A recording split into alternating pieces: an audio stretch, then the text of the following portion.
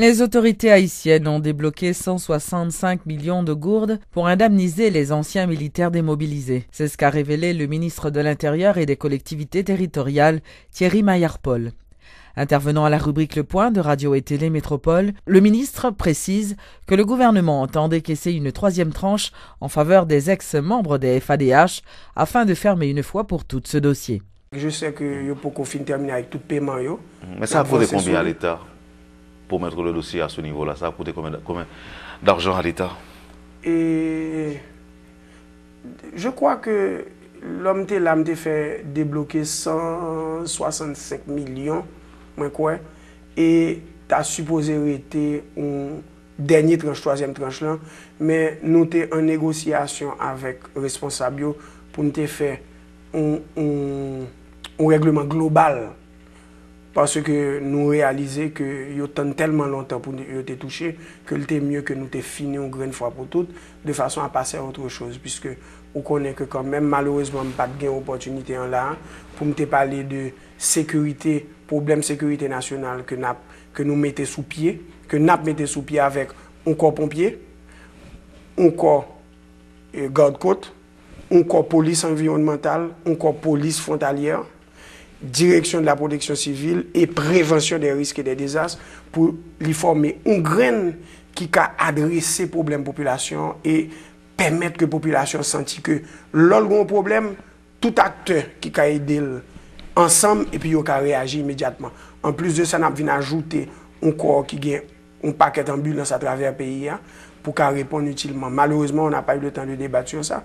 Mais dans l'esprit, ça tout, nous avons pensé que puisque, par exemple, le corps qui va le déployer sous frontière, c'est presque 2000 personnes. Donc, c'est une manière aussi de créer des emplois. Donc, 2000 personnes, on dit?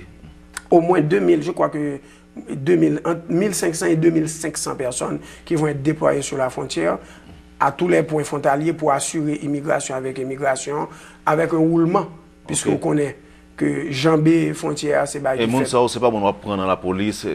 C'est pas mon que m'apprend. On va lancer des demandes, il a présenté. À partir de quelle heure? À partir de quelle heure? Moi, je pense que les messieurs t'es déjà remettre moi projet.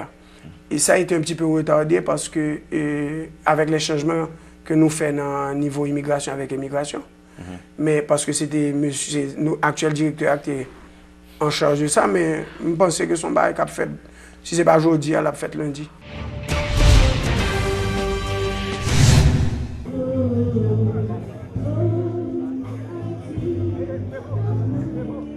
Célébration ce jeudi de la journée latino-américaine de la liberté de la presse. Le Premier ministre Laurent Salvador Lamotte a reçu, en sa résidence officielle, des patrons de médias et des journalistes de toutes les régions du pays, en présence du ministre de la Communication Adi Jean-Gardy. Dans son allocution, le chef du gouvernement a rendu hommage au travail réalisé par la presse, parfois dans des conditions précaires, et réaffirmé l'engagement de son gouvernement à respecter la liberté de la presse.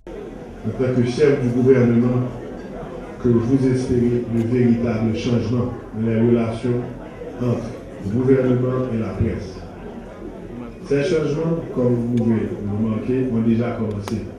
Nous voulons avoir d'excellentes relations avec la presse et on va commencer par l'ouverture d'avoir tous les ministres présents pour parler, discuter avec vous, répondre aux questions des journalistes de la presse sur l'action de chaque ministère. Donc voilà pourquoi j'ai demandé au ministre Adi Jean-Gardy. Premièrement, nous avons créé un ministère de la Communication pour avoir un contact direct avec la presse, pour que la presse ait un point de contact dans le gouvernement, pour faciliter l'accès à l'information, pour encourager le métier, pour défendre le droit des journalistes. Et nous avons choisi quelqu'un qui se passe en production comme Adi Jean-Gardy, qui est un ténor.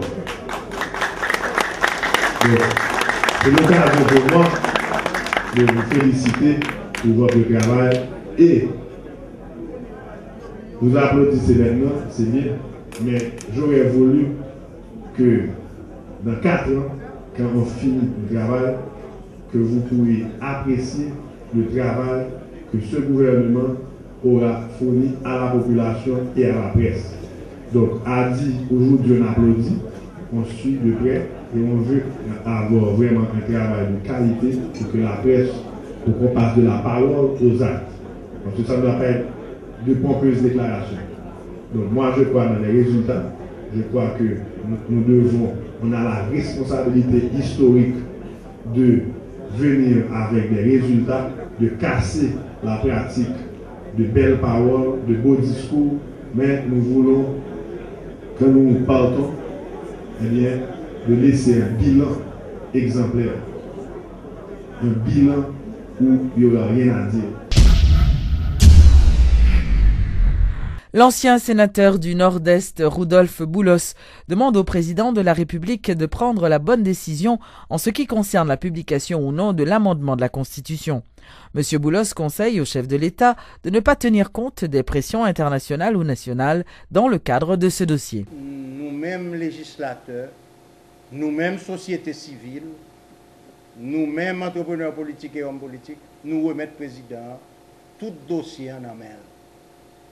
Moi-même, je pense aujourd'hui que pression internationale ou que pression nationale pour écoute, contre et pour, le président a une capacité, il a assez de retour pour prendre une décision.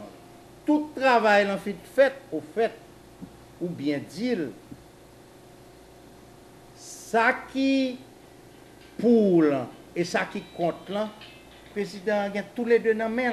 Finalement, il est le leader et il a la souveraineté populaire avec lui parce que c'est le peuple qui met la garde sac bon pour pays, la garde sac pas bon pour pays, la garde sac bon pour diaspora, la garde sac pas bon pour diaspora, et puis décision finale la prendre, quelle que soit décision finale, m'a comprendre le président, m'a pas appuyer là-dedans et m'a marcher avec. Lancement ce vendredi par le ministère de l'Environnement d'une campagne de reboisement dans la commune de Source-Matelas, au nord de la capitale. Cette activité, qui sera réalisée de concert avec la cimenterie nationale, vise à la mise en terre de 5000 plantules. Le ministre de l'Environnement, Ronald Toussaint, a indiqué que cette initiative s'inscrit dans le cadre du mois de l'environnement lancé par son ministère. Je parle en particulier à jeunes l'école. Environnement pays en malade. Environnement pays en malade. Maladie manifestée sous plusieurs symptômes. Nous avons des problèmes de déboisement. Nous consommons 30 à 50 000 pieds bois chaque année et pas grand pile effort qui fait pour remplacer pieds bois. Pays en malade sur question environnementale parce que grand pile mauvaise construction qu'a fait. Nous pas maîtriser, j'en ai construit caille, nous construisons n'importe qui côté, nous pas maîtriser, j'en ville a développé.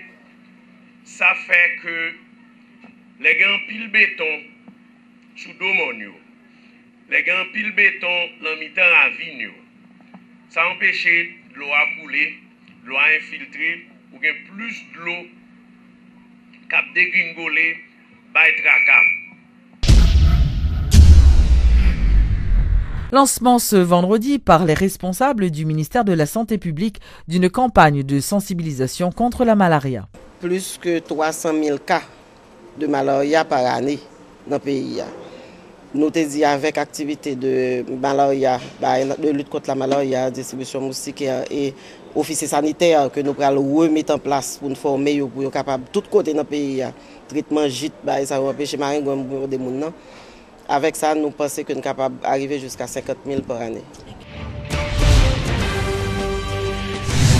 Et dans le culturel, la 18e édition de Livres en Folie a eu lieu ce jeudi au parc historique de la Canne à Sucre. Les organisateurs ainsi que les participants ont tous exprimé leur satisfaction à l'issue de cette nouvelle édition. Il y a 131 auteurs en signature avec des livres nouveaux. C'est du travail et je suis satisfait de cette moisson de la 18e édition. Satisfait aussi de la réponse du public. Le public à Livres en Folie est fidèle, mais cette année particulièrement, j'ai vu beaucoup d'enfants, de très jeunes enfants, qui quasiment emmènent leurs parents au parc pour participer à Livres en Folie. Moi, je crois que cela augure que la lecture, que le livre en général, que les choses de la culture ont un avenir en Haïti.